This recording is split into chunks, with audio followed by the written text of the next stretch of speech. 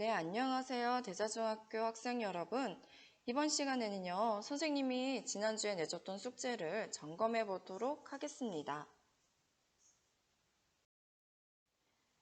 네, 그러면 우리 간단하게 한번 복습을 해보도록 하겠습니다. 먼저 기술과정 1 교과서를 꺼내 볼게요. 우리가 공부할 페이지는요, 134페이지부터 137페이지까지입니다. 자, 그러면 어떤 것들을 배웠는지 크게 4가지로 우리가 분류를 해볼 수가 있는데, 첫 번째는요, 대체 기술이란 무엇인지 기술의 의미에 대해서 공부를 했어요. 기술의 정의에 대해서 공부를 했죠. 기술이라는 것은요, 이렇게 자원을 이용해서요, 이것을 대상물로 만들어요. 자원을 이용해서 어떤 대상물을 만들어요. 근데 이 대상물이 우리 인간 생활을 편리하게 해주고 우리의 욕구를 충족시켜준다는 특징을 가지고 있죠. 자, 그 다음 두 번째, 선생님이 이미 말했네요. 기술의 특징.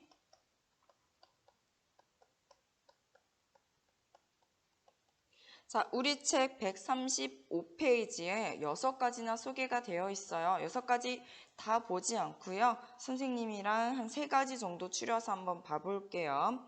자, 먼저 기술은 실천적인 특징을 가지고 있습니다.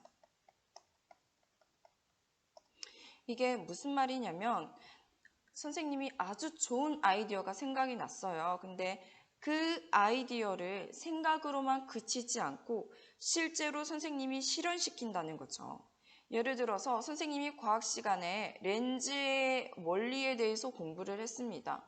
아, 렌즈의 원리를 이용해서 무엇인가를 좀 더 멀리 있는 것을 아주 가까이 보고 싶어 라는 좋은 아이디어가 생각이 났어요. 그러면 그 아이디어를 생각에만 그치지 않고 실제로 망원경을 만든다는 거죠. 그래서 이런 실천적인 특징을 가지고 있고, 두 번째는요, 생산적인 활동입니다. 즉, 결과물이 있어요. 무엇인가를 생산한다는 뜻이에요. 자, 세 번째는요, 기술은요, 결국에 기술이 우리에게 도움이 되는 이유는 우리 생활을 편리하게 해주고 효율적으로 만들어주기 때문이거든요. 그래서 즉 기술은 실용적인 특징, 실용성이 있다. 이렇게 얘기를 할 수가 있습니다. 자, 이제 페이지를 넘겨볼까요? 페이지를 넘겨서 136페이지입니다. 세 번째, 기술 시스템에 대해서도 공부를 했어요. 기술 시스템은 크게 3단계가 있습니다. 자, 먼저 자원을 투입하는 단계, 그리고 이 투입된 자원을 통해서 무엇인가를 만드는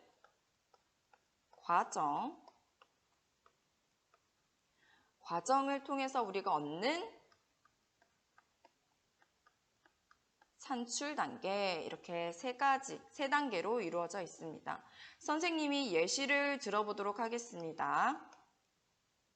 선생님이 이 산출 단계에서 의자를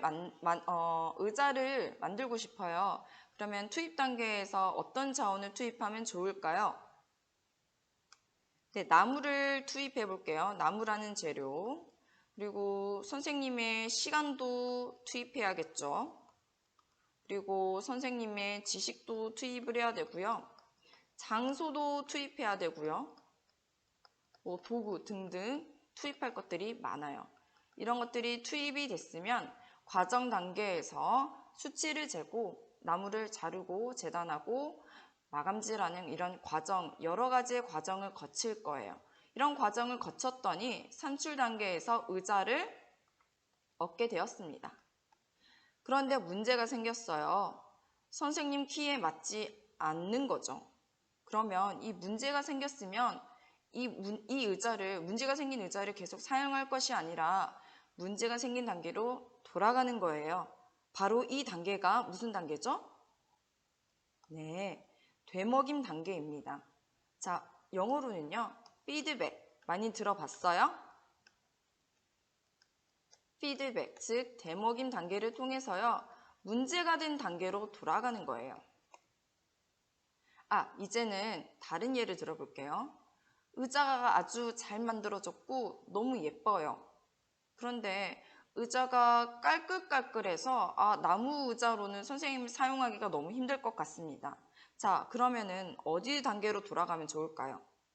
이것도 과정 단계일까요?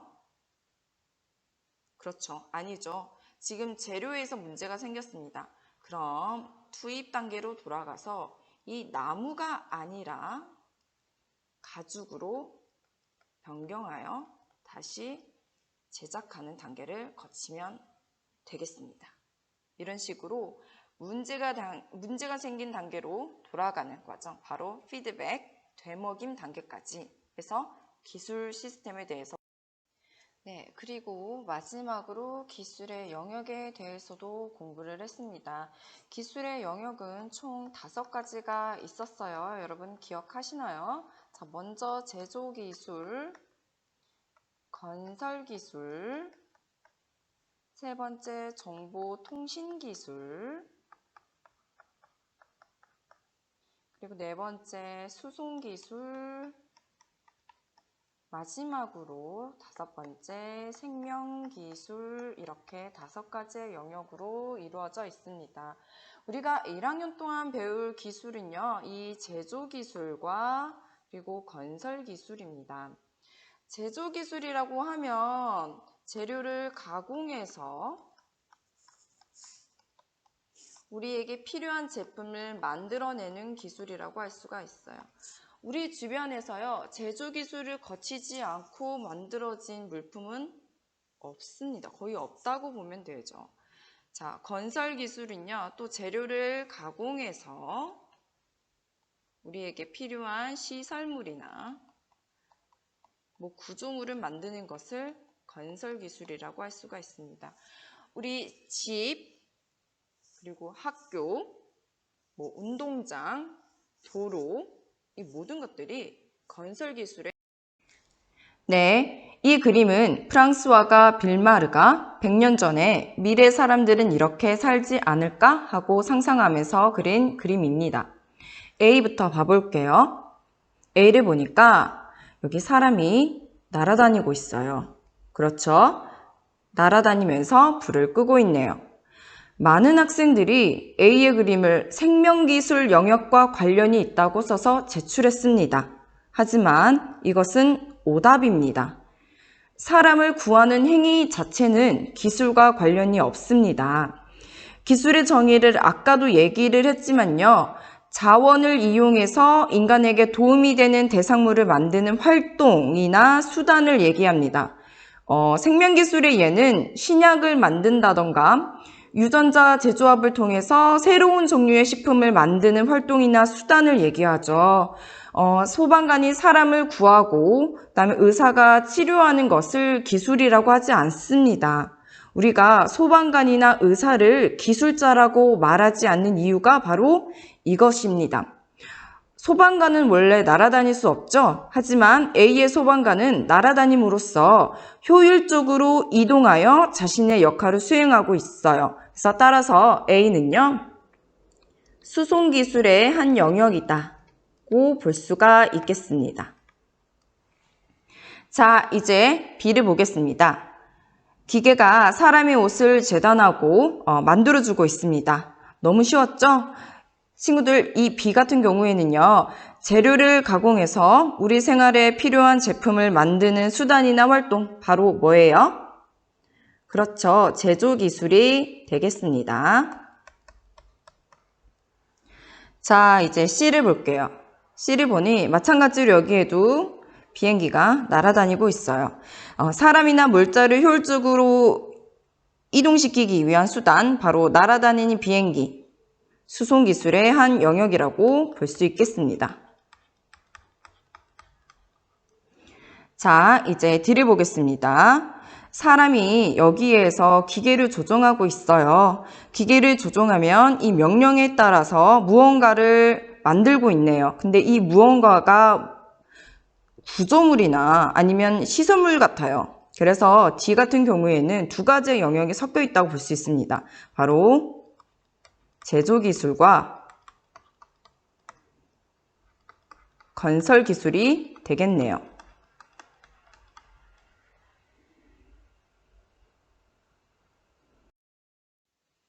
네, 자, 이제 2의 그림을 보도록 하겠습니다. 2의 그림을 보니까 지금 교실의 장면 같거든요. 그런데 여기가 아마 선생님이지 않을까 싶어요. 선생님이 지금 어떤 기계에다가 책을 마구잡이로 집어넣고 있어요. 그리고 이 기계와 연결된 것 같아 보이는 여기에서 학생들은 지식을 받아들이고 있습니다. 자, 지식이라고 하면 즉 정보를 얘기하고 있는데 정보를 수집을 해서 가공을 하고 지금 전달하고 있는 모습, 너무 기괴한 모습인 것 같죠. 이의 그림은 바로 정보통신 기술의 한 영역을 표현하고 있습니다. 여러분들 이 모습을 보니까 나도 이렇게 지식을 한꺼번에 받아들이고 싶다, 편하게 공부하고 싶다 이런 생각이 들었나요? 선생님은 사실 이 그림을 보면서 조금 기괴하다, 좀 잔인하다, 무섭다 이런 생각이 들었어요. 자, 이제 F를 볼게요. 마지막 그림입니다. F를 보니까 사람이 무언가를 신고 다니고 있는데 이것을 보니 우리가 일반적으로 신고 다니는 운동화는 아닌 것 같고 바퀴 달린 운동화, 신발 이런 것 같아요. 그래서 F 같은 경우에도요. 우리 사람이 효율적으로 이동하기 위한 활동이나 수단을 표현한 것으로 봐서 수송기술의 한 영역을 잘 표현하고 있는 그림이라고 얘기할 수가 있겠네요. 자, 이번에는 친구들이 100년 후의 미래를 어떻게 상상했는지 봐볼까요? 먼저 1반 김민주 학생이 그린 그림입니다. 여기를 보면 하이퍼루프라고 적어져 있어요. 네. 서울에서 부산까지 16분 만에 초고속으로 이동할 수 있다는 차세대 미래 기술인데요. 이 기술을 어떻게 알고 그렸는지 민조의 교양의 선생님이 아주 감탄했습니다. 그리고 여기를 보면 수중도시와 그리고 IT 기술 등등 5가지의 영역이 골고루 아주 잘 표현되어 있어요. IoT 기술은요, 인터넷 오브 띵스로 사무에 인터넷 센서가 있는 것을 말하는데, 사실 이는 먼 미래가 아닌 아주 우리랑 가까운 미래의 모습이라고 볼 수 있겠습니다. 아주 잘 표현했어요. 자, 이것은 일반의 김현주 학생의 작품입니다. 여기 보면 작은 핸드폰처럼 보이는데 여기에 홀로그램처럼 4D로 화면을 볼 수 있고 사람은 앉아서 아마 이동을 자동으로 이렇게 할 수 있는 것 같네요. 그리고 또한 여기를 보면 드론으로 건물이 지어지고 있는 모습까지 해서 수송기술, 정보통신기술, 건설기술을 잘 표현해 주었습니다. 1반은 정민재 학생의 작품입니다. 여기를 보면 자기부상 열차라고 적었어요. 자기부상 열차는요, 인천의 아주 일부 구간에서 현재 이동 중인 열차인데요. 자력으로 붕 뛰어서 이동하는 기차입니다. 이 자기부상 열차의 기술력을 자동차에도 적용시킨 모습이 여기 그려져 있습니다. 자, 이것은 2반의 공정인 학생의 작품입니다. 마찬가지로 비슷한 원리를 표현한 것 같아요. 하지만 그 기존의 자기부상 열차나 바퀴 없는 자동차의 모습과는 확연히 달라서 한번 보여드리고 싶었습니다. 자, 그 다음 이것도 2반의 이건희 학생의 작품인데요. 여기 잘 보이시는지 모르겠어요. 여수에서 제주시까지 이렇게 해서 원래 우리 제주도는 섬이잖아요. 그런데 이 섬을 지금 어떻게 움직이고 있어요? 자동차로 움직이고 있어요.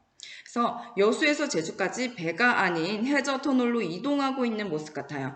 일본과 부산을 이렇게 해저터널로 이으려고 한다는 기사가 선생님 한번 본 것 같은데 정말 이렇게 해저터널로 움직이는 날이 오면 좋겠습니다.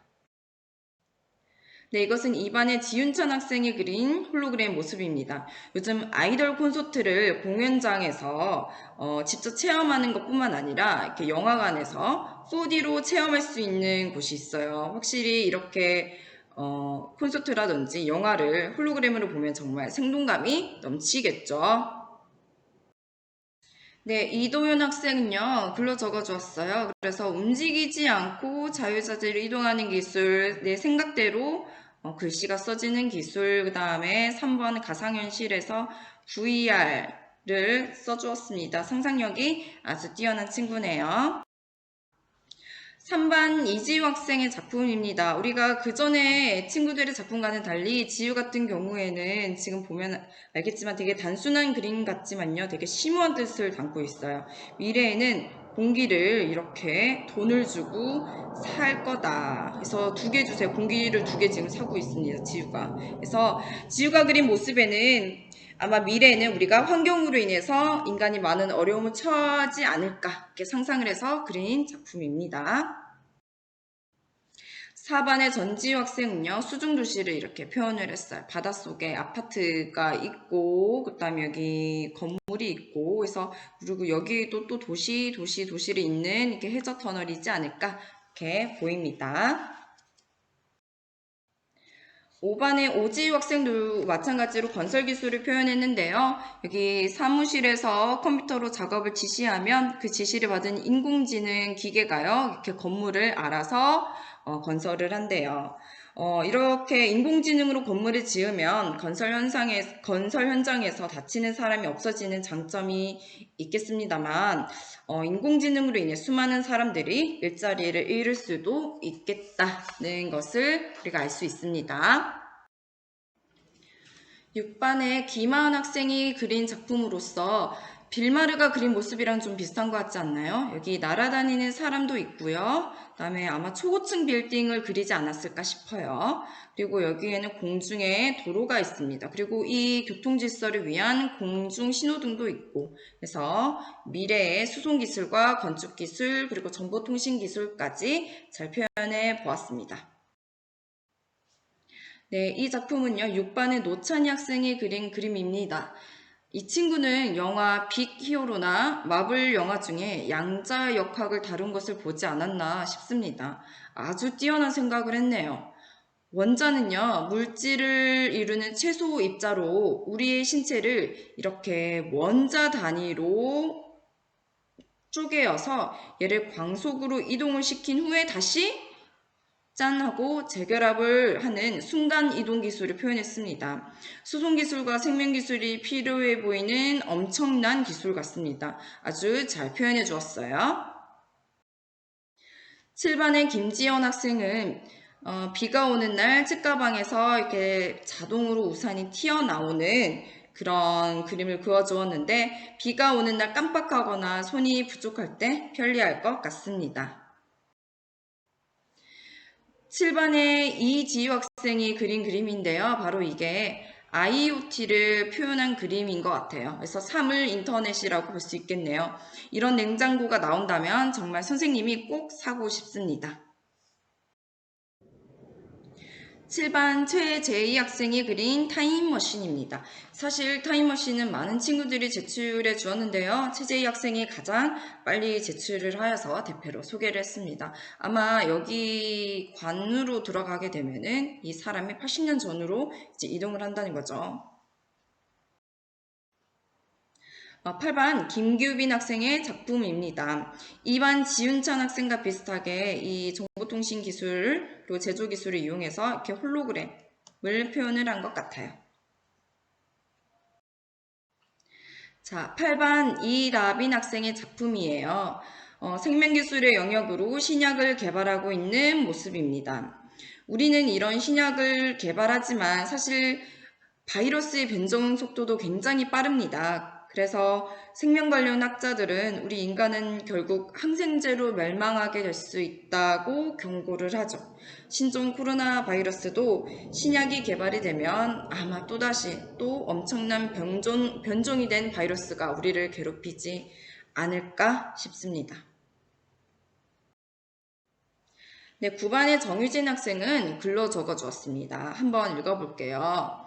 선생님이 간단히 줄여서 보면 우리는 매일 아침 알파 캡슐을 먹습니다. 밥을 먹지 않아도 돼요. 그리고 인공지능 로봇 또또가요. 우리의 비서처럼 스케줄을 조정해 줍니다. 그리고 우리는 만나지 않아요. 대면하지 않고도 이렇게 화상회의를 하고 아니면은 홀로그램으로 진단을 받을 수가 있습니다. 그래서 아직은 우리에게 이런 일이 일어나진 않았지만 정말로 언젠가 조만간 이런 일이 일어날 것 같아요. 네, 10반의 마정우 학생도 수중도시를 잘 표현해 주었습니다. 11반 김솔민 학생은요, 온라인으로 이렇게 주문을 하면 기계가 자동으로 배송해주는 수송 기술을 표현을 했습니다.